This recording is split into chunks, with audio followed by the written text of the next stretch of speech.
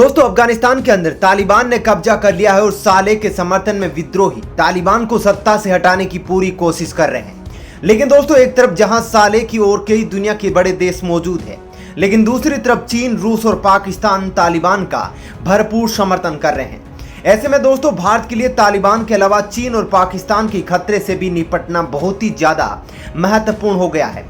अफगानिस्तान पर कब्जे के बाद तालिबान को लेकर भारत का दृष्टिकोण कैसा रहने वाला है, हम आपको बताएंगे।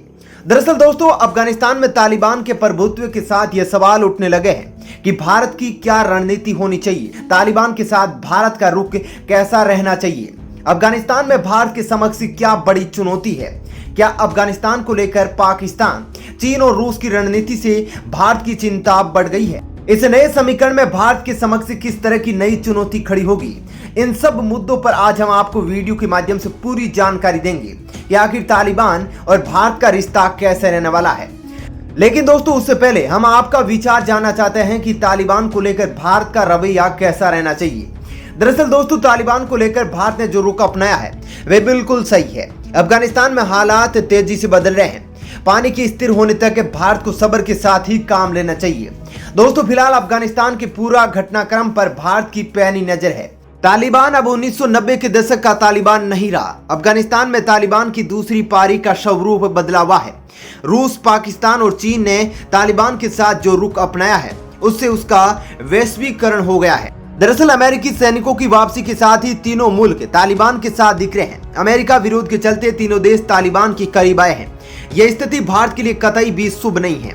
हालांकि दोस्तों भविष्य में भारत रूस के जरिए अफगानिस्तान में अपने हितों को साध सकता है। दोस्तों इससे पहले जब तालिबान ने अफगानिस्तान पर कब्जा किया था तो वह पूरी तरह से पाकिस्तान के नियंत्रण में रहा, लेकिन इस बार उसके रूप में बहुत बदलाव आया है। सत्ता हासिल करने के पहले तालिबान यह कह चुका है कि उसकी जमीन का इस्तेमाल किसी अन्य देश के खिलाफ नहीं किया जा सकता है। उसने यह साफ कर दिया है कि अफगानिस्तान की जमीन से किसी आतंकवादी संगठन का संचालन नहीं होगा। हालांकि अब यह देखना दिलचस्प होगा कि तालिबान की कथनी और करनी में कितना फर्क है और भारत के लिए वह कितनी मुश्किलें खड़ी करता है। अगर अफगानिस्तान अपने स्टैंड पर कायम रहता है तो भारत के लिए यह शुभ रहेगा, लेकिन तालिबान अगर कुछ गड़बड़ करता है तो यह भारत के लिए खतरे की घंटी से कम नहीं है। दरअसल तालिबान के पिछले शासनकाल में उसको मान्यता नहीं मिली थी, लेकिन इस बार तस्वीर उसके उलट है। इस बार दुनिया के दो ताकतवर देश जैसे रूस और चीन उसे मान्यता दे रहे हैं। यूरोप के देश भी ऐसा ही कर सकते हैं।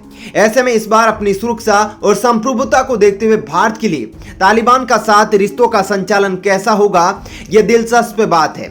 वहीं चीन और पाकिस्तान से भारत के संबंधों के परिप्रेक्ष्य में अगर अफगानिस्तान के घटनाक्रम को देखा जाए तो स्थिति चिंताजनक है, क्योंकि दोस्तों ये दोनों ही देश भारत को लेकर दुश्मनी रखते हैं और भारत के खिलाफ ही हमेशा षड्यंत्र चलते रहते हैं। नए समीकरणों में पाकिस्तान, चीन और रूस के साथ अफगानिस्तान में एक नया ध्रुव स्थापित हो रहा है। इसमें ईरान और मध्य एशिया के कई देश शामिल हो सकते हैं। वहीं तालिबान लाख कहे, लेकिन चीन और पाकिस्तान भारत के खिलाफ उसका पूरा फायदा उठाने की कोशिश करते रहेंगे। यह दोस्तों अगला समय आपको जरूर बता देगा। दोस्तों आपका इस न्यूज के बारे में क्या कहना है, अपना विचार जरूर बताइएगा। दोस्तों तालिबान को लेकर भारत को कैसी रणनीति बनानी चाहिए, अपना विचार इस पर जरूर बताइएगा।